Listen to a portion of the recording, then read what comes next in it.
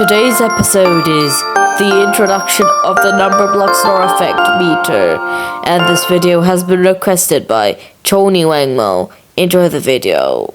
This is a Numberblocks snore effect meter.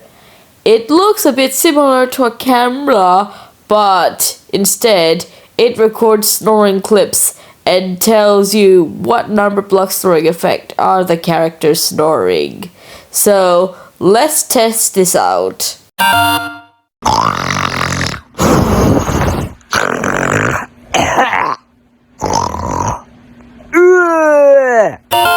Endless number 70 is snoring 61 and 95, just a bit.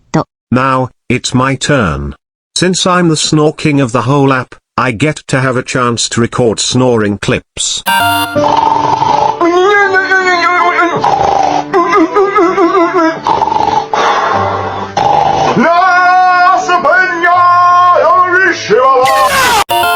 Endless number 50 is snoring 43 and 61.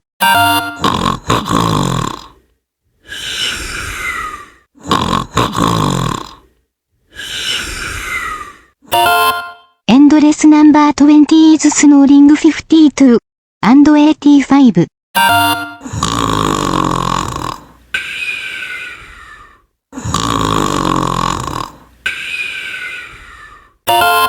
Endless number 30 is snoring 85.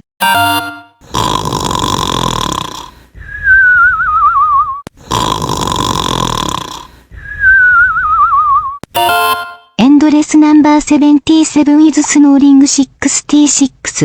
Well, that's enough snoring clips for today. Anyways, stay tuned for episode 215.